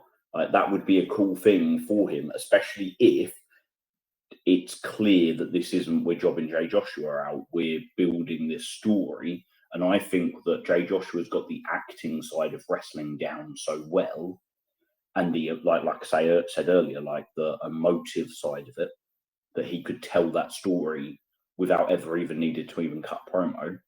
And then we can start getting the, you know, little interviews at the end of the show, like, or the little backstage like segment where he's literally just the beaten down guy, and he's, you know, like the whole Sunshine Machine we've just had. Like, he could absolutely lean onto like that side of I don't really know where I'm going, and like, you know, he can start off with being like, you know, win or learn, like on to the next one, keep my head up, say less, and all that. And then over time, you can just see that confidence just being chipped and chipped and chipped away at. And 12 months sounds like a really long time, but if he does one Rev Pro show a month for 12 months, that's 12 matches. Yeah. Like, it's not, you know, it's not like, it's not a ridiculous thing. No. So yeah, I'd be well up for that. Interesting. And you know what, you've maybe sold me on it more than you did when you first mentioned it. So good job, because that's not an easy kind of story to go with. Segues us quite nicely to RKJ and JJ Gale as well, right? It does indeed. Now, looking at the clock, we are close to time. But what was your thoughts on this one? I mean, I'm just gonna say, for me, this match didn't do a lot for me in the context of the show. Really? I thought it was a good match, but I think because I was expecting it to go, I wanted to see how it would go with Michael. Because I thought there was a story. I know they're obviously segueing into potentially a different story, but you kind of invested yourself in the JJ Oku match so much that when it was RKJ and JJ, it was. And also, I thought I was kind of expecting, because of the big Ishima, which I think was the right decision, right? And I've said this, that I think JJ losing to Ishii was the right decision, because I think Luke needs to be the guy that gets the win over Ishii, not JJ, because I think it just tells a better story. But I like the story they had, though. He was so close to it. So coming out of this, it all just felt very anticlimactic for JJ, right? So you had that big climactic story, and then it felt like it was gonna do like, now he's got the main event, Michael. It's from what I could see on Cage Match, so I looked this up. The first match I ever saw JJ Gale, October 2022, Portsmouth, Michael Oku. And I remember coming away going, this JJ Gale kid's pretty good. I like him. Yeah. And I don't believe they have, unless it's been somewhere where it's just not appeared on a cage match card. I've looked; they have not No, gone one cage on. matches. Yeah, I they make haven't. sure cage match is up to date for RevPro. Yeah, so If ever there's a show that's missing, I'll email them and say, "This was the event. This was the card. These were the results." I love that. And then you got Gadge for the times. Yeah, I love that for both of you guys. That's great. And yeah, I looked up and I was like, they have not faced each other one on one, and I Completionist, mate. That's what it believe. is, isn't it? I think as well when I looked at it, because I was sitting there looking, I don't even think that when they have been in the ring together since then, it has been as teammates. You know, I can't. So I'm that even thinking of like Revolution tags and stuff like that, no, six that's mans yeah. and stuff. So I that's can't exactly think what of I was many times including. I've seen them interact. They on the Revolution tags that they've appeared in since October 2022. They've been on the same team. Yeah, and That's, they would be, right? Because they are yeah, normally like heel versus face kind of dynamic. Sometimes they're mixed up exactly. a little bit. But It's interesting you say that because I enjoyed this match more than I enjoyed their match in Stevenage, which I'm thinking must have been Epic Encounter. Might have been Raw Deal. Did you see? You were at Raw Deal, but you weren't at Epic Raw Encounter. Deal Have was you seen RKJ's JJ and Isaiah. RKJ this year? Not live, I haven't. No, Raw Must have Deal been Epic was Encounter then. Raw Deal was Because RKJ, Zazaya, and then the JJ Gale and Robbie yes, X teamed. yeah, you're right. I liked the fact that, considering this wasn't Plan A, I like the fact that they still did some extension of some story because Yeah. In Stevenage, Ricky was really disrespectful to like the whole story of the match was putting JJ in his place. You might have headlined some shows, but I'm Ricky Knight Jr. I'm former heavyweight champion. You ain't ever even had a heavyweight championship match, let alone been a champion. Like, get back in your box. It was very much like that, and he proper heeled it up, was proper nasty and disrespectful, and wouldn't shake his hand. Yeah. This time at the 229, when the match ended, Ricky offered him the hand, and they shook hands, and I liked that. It's things like that. When we talked about the fact that there are all these different stories that are like interwoven between all these like different wrestlers, like I love that. And I also, it was the most I've enjoyed a Ricky Knight Jr. match for quite a long time. And I think and that's not because I haven't been enjoying his matches. I have, but I felt like he wrestled with more purpose and intensity. But I also feel like that's psychological in me because I know that his storyline now has purpose and direction. Yeah. So obviously he's got something going on with Oku, and he's eventually going to have something going on with Jacobs. Whereas before, for a long time, it was like it felt like we were waiting for Gabe Kidd versus RKJ, and then it was RKJ and Zazaya isn't going to be in this little mini feud that I enjoyed. I did enjoy it because the matches were really good, but it wasn't like a red hot feud I'd been waiting a really long time for. Yeah. Which is what RKJ and Gabe Kidd would have been. But also, by the time like nothing happened for so long with that it was a bit like I'm not even sure how much I want it now because it's not really going anywhere. But I do want Oku and RKJ. I've never seen that. 4 years is the last time I had a singles match. And Jacobs and RKJ are some of my favourite RevPro matches ever.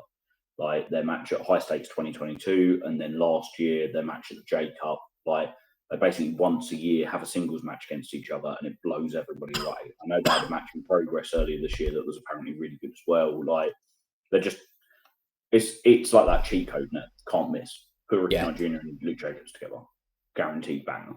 So yeah, I was higher on this than you were. What did you think of Will Caven and Cameron Kai? This was the match that over-delivered for me the most the entire night. Massive over-delivery, wasn't it? I'm glad you used that word because that's the word I was thinking too.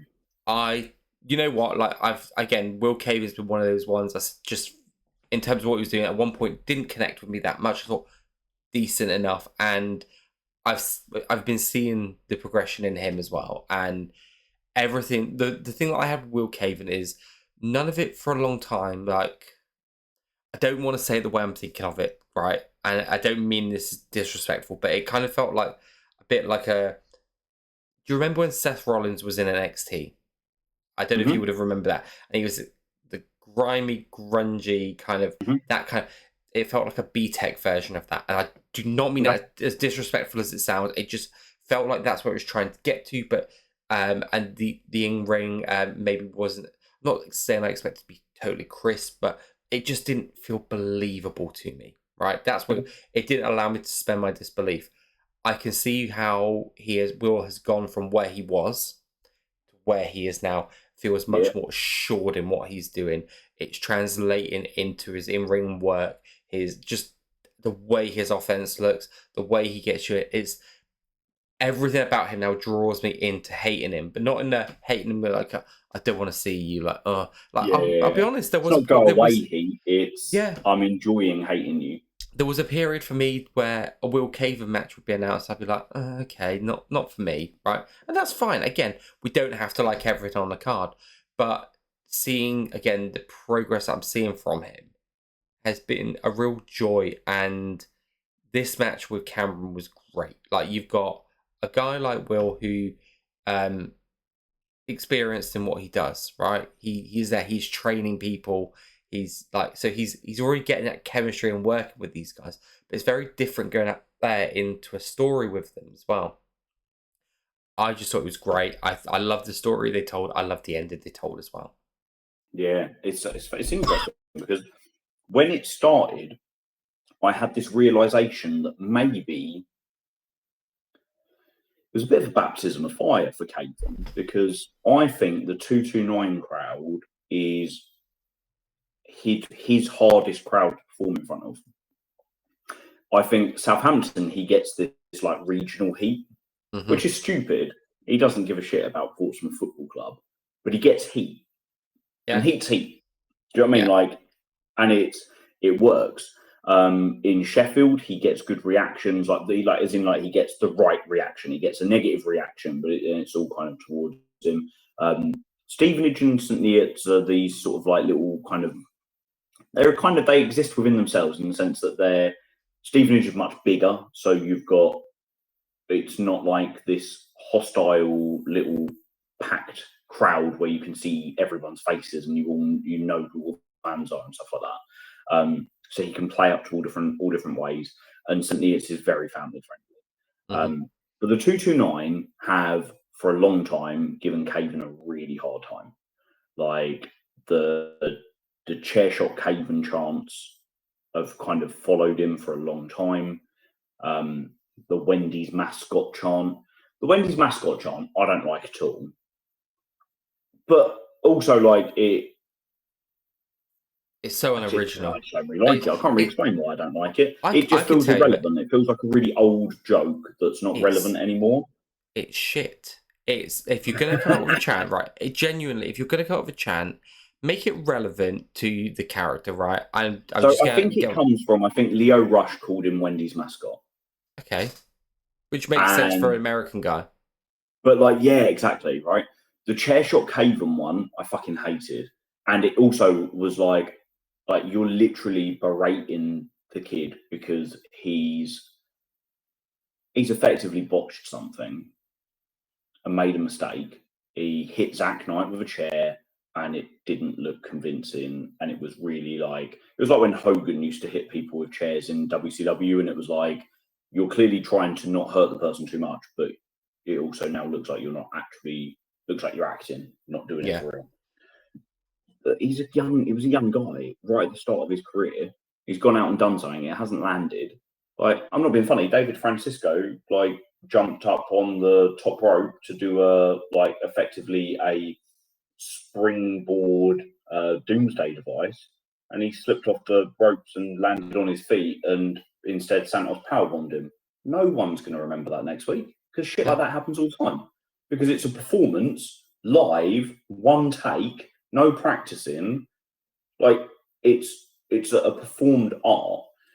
Caven made that mistake and literally has had it hammered into him at every show he's been on for a long time.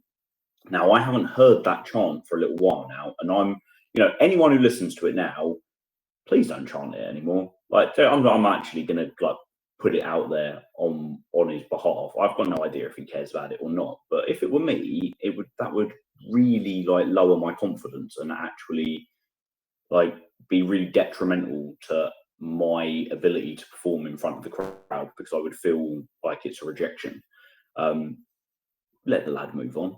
And in the 229, in I think his hardest to perform in front of crowd, he delivered a really, really good match. And it was quite quiet to begin with, and the crowd kind of warmed up to it. But once they got into it, like they stayed into it.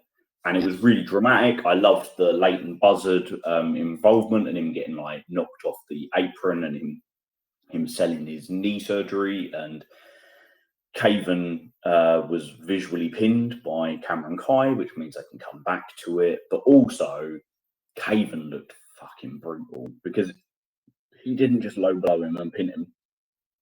He hit like a proper gnarly brainbuster. The tombstone looked quality, like the psycho knee that he hits. Like all of his ring work looks convincing that he could really. He doesn't need to cheat to win. Yeah, and I know he has cheated to win the last two matches, but I think we can also you can see that he is a convincing wrestler as well. Whereas some people literally just cheat to win, and you think, but you're never actually going to be able to win legitimately because I'm never going to believe you've got it in you.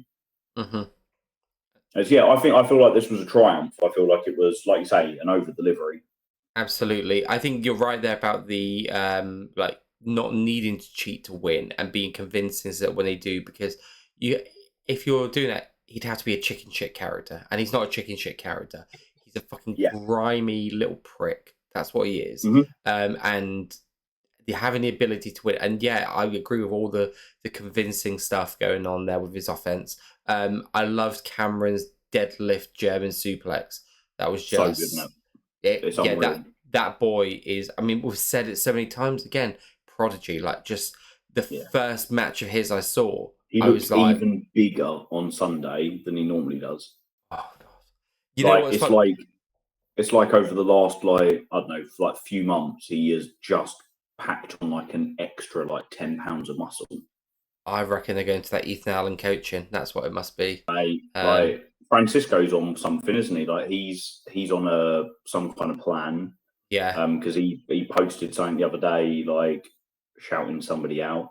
Brendan White looks fucking ridiculously jacked, doesn't he? Like it's good to see, because as much as like it's one of those things, isn't it, about wrestling? Like I love the fact that Kevin Owens doesn't look like a traditional professional wrestler, but he fully convinces me that he could batter the shit out of everybody. And I love there's very few wrestlers in the world I love more than heel Kevin Owens, or Kevin Steen, ideally.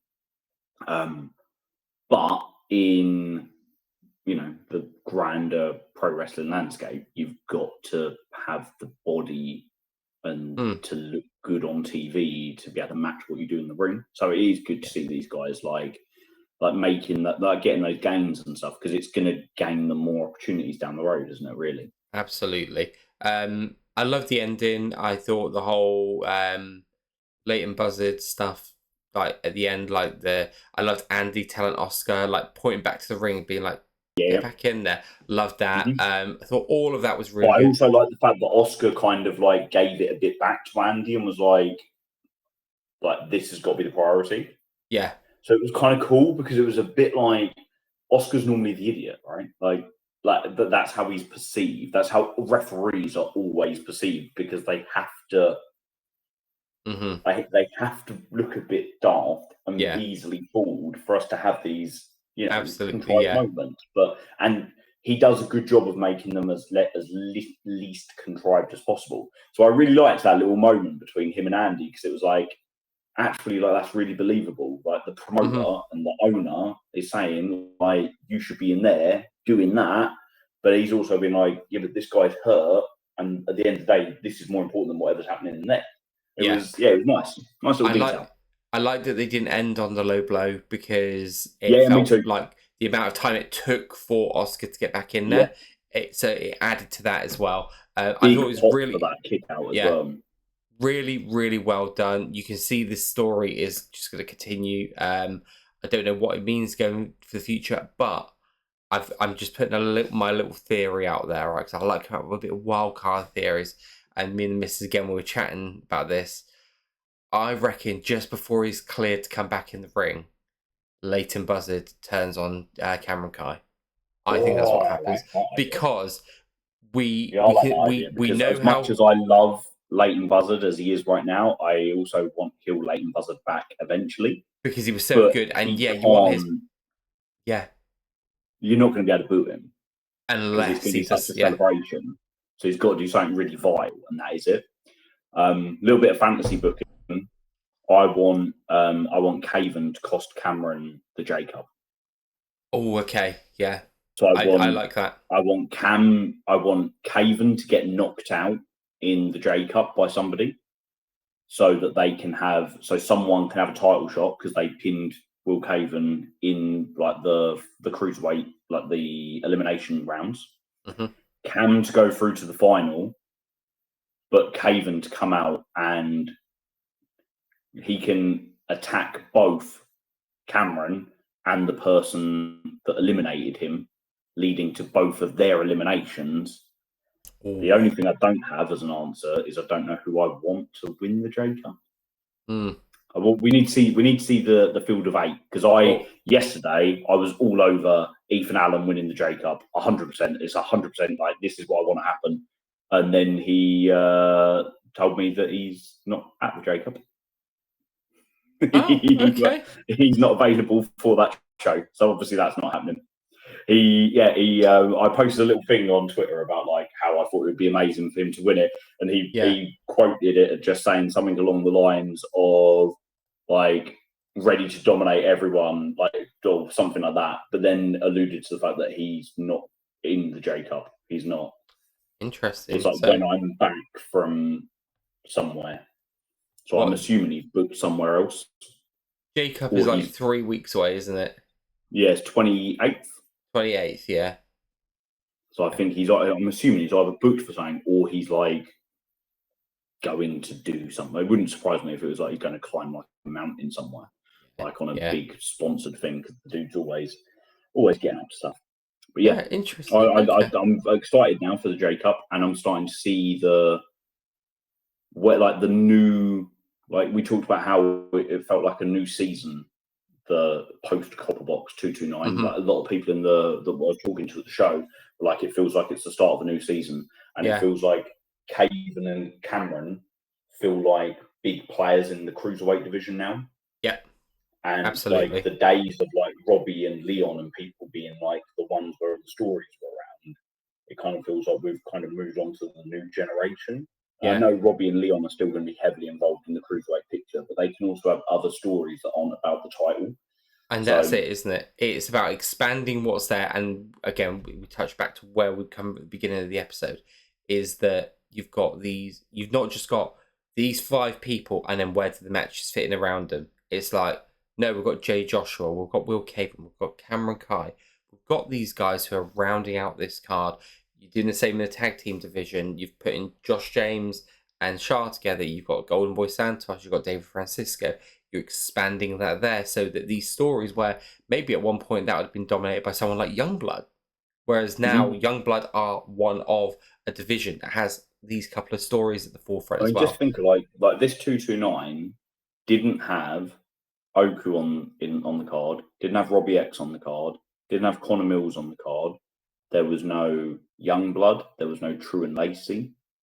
There was the vast majority of the Cutthroat Collective weren't there. It was the first time we didn't have a Cutthroat Collective match. We could go on for like, no Greedy Souls, no Sunshine Machine.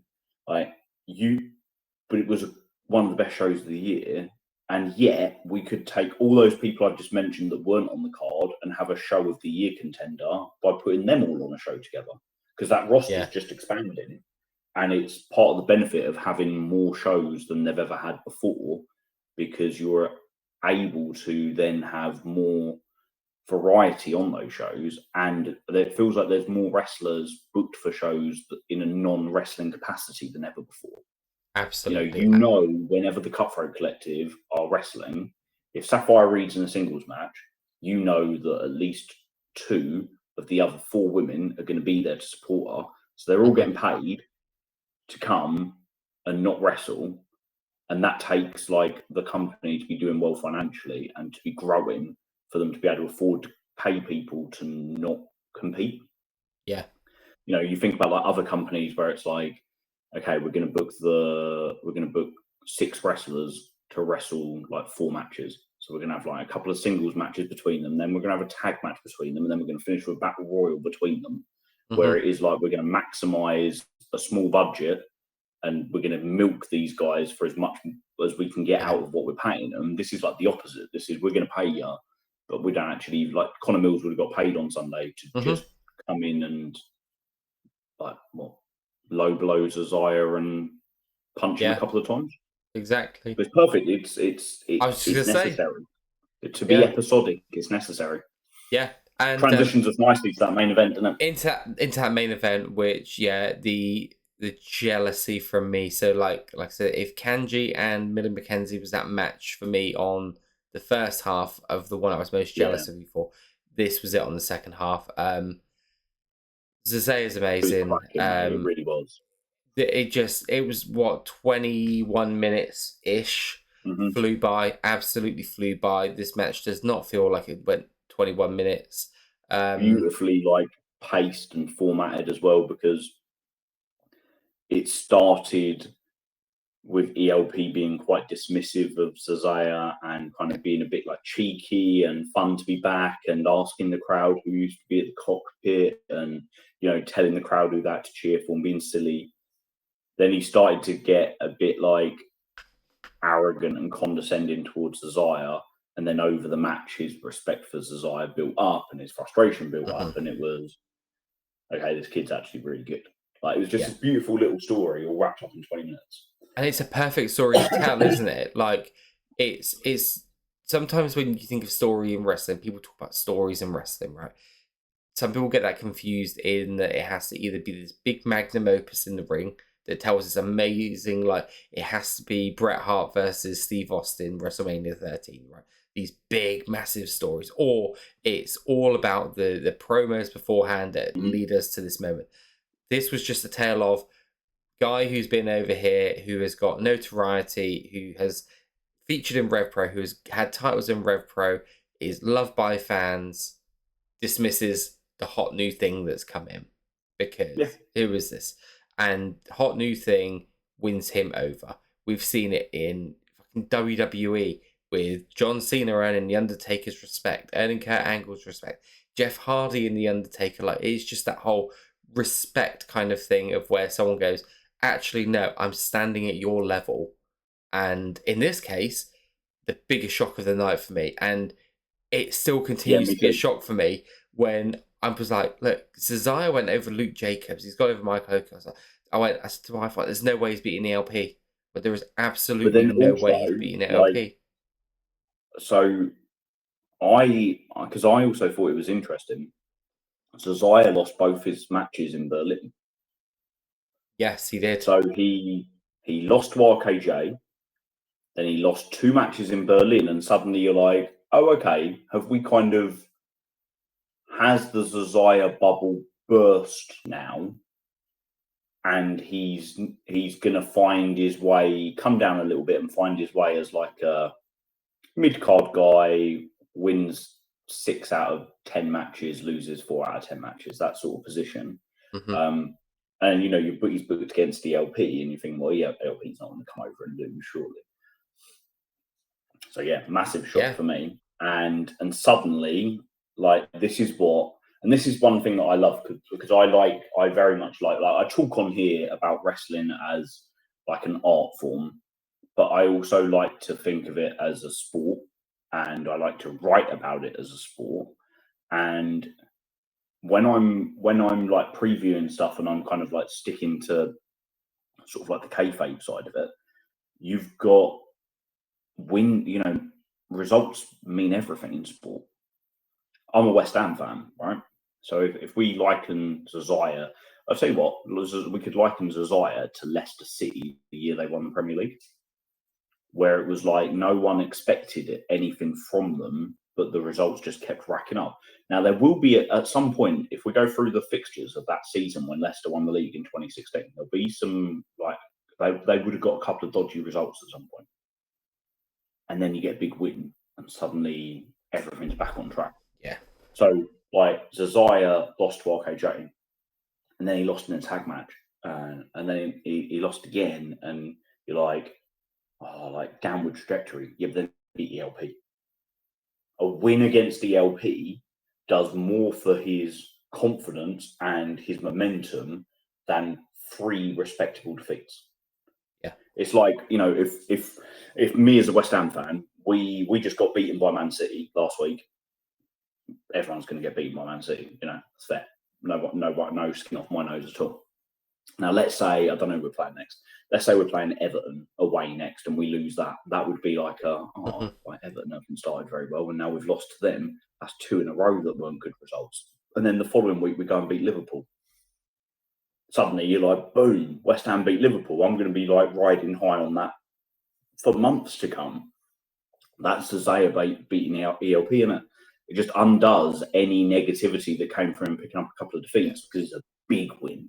It's not like he just bounced back with a win against, you know, generic wrestler A. He bounced back with a win over ELP. Yeah. And getting to the ELP in the 229 was like, he just... It's a word, I don't mind cliched words. I've got no problem with them at all because they do, it's as long as you're using them in the right kind of, in good faith and you're using them fairly. He has aura. He has an aura to him because he has star power. Because ELP is someone that I've got a bloody picture of ELP in my hallway with Jay White with the IWGP title. Like he's someone that I've watched from my TV screen for years. And when I've seen him live, I've only been able to see him at the Copperbox, which is amazing, but that's like in a big arena. And then I got to see him in, you know, literally walk past me and take photos where he's literally posing for my camera because he can see that I'm taking his photo. And that's when you're like, yeah, this is like, and literally, I'll tell you what, hats off to the fella as well, like a final sale on it. As soon as the match ended, he went over to the merch and he literally just shouted out to everybody, get your cameras ready, it's going to take a while, but we're going to do it. And he took a photo of every single crowd, every single fan there. Love that. Didn't charge anybody anything. Good as gold. Really nice. Signed my autograph book for me. So I was delighted with ELP. Would love to have him back. And he said himself, didn't he? He said every year he'll come back.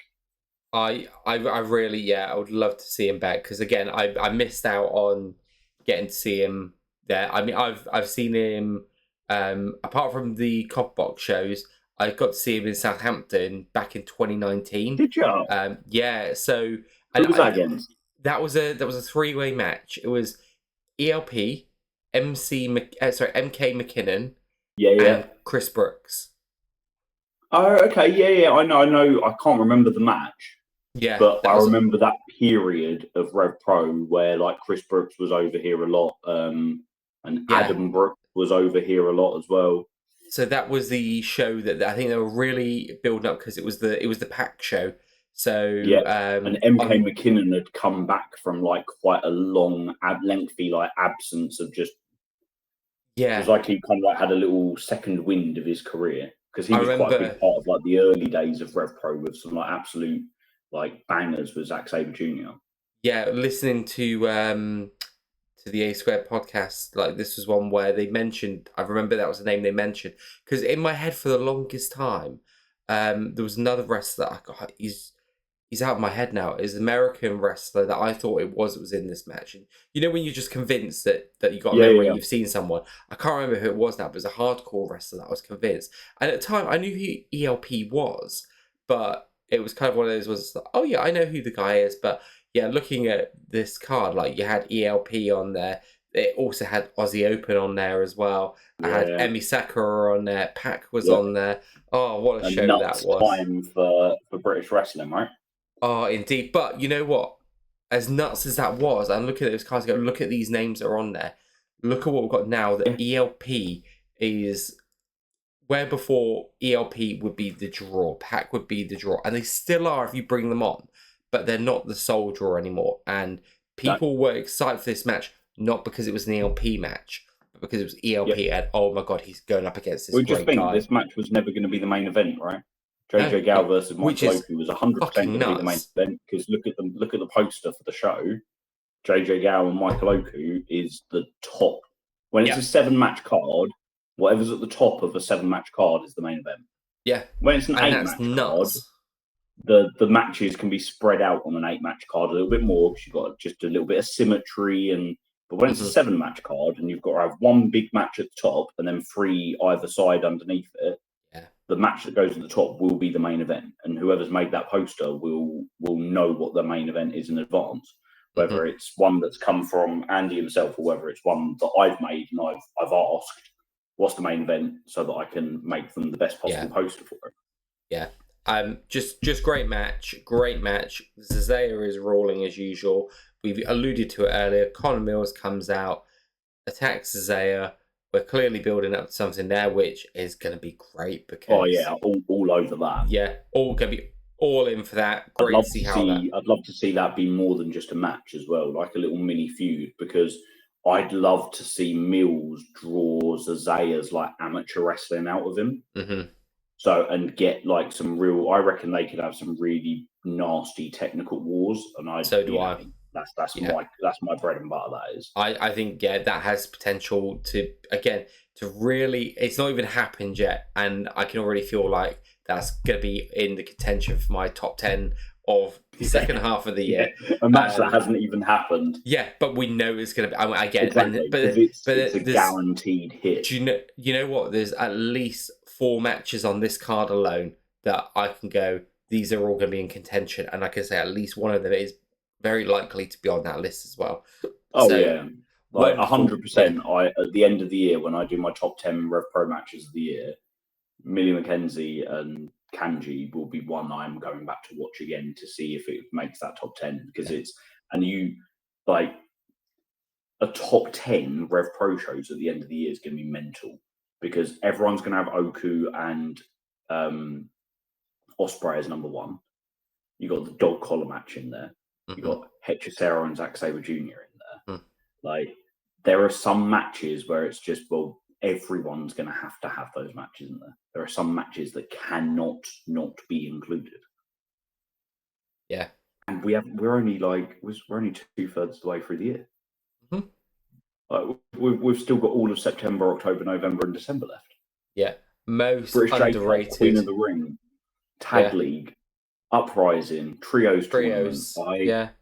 Mate, I'm so fucking ready for the autumn and winter of RevPro.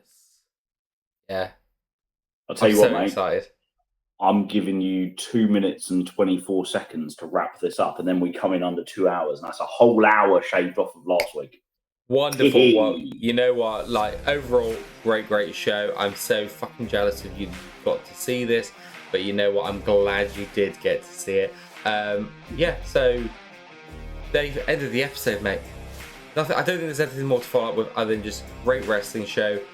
Again, thank you. Watch RevPro on demand. Go to RevPro shows. Read stuff on datamark.com. Follow Cromulent Wrestling. Subscribe to our YouTube channel. Show the love. And we'll show it back.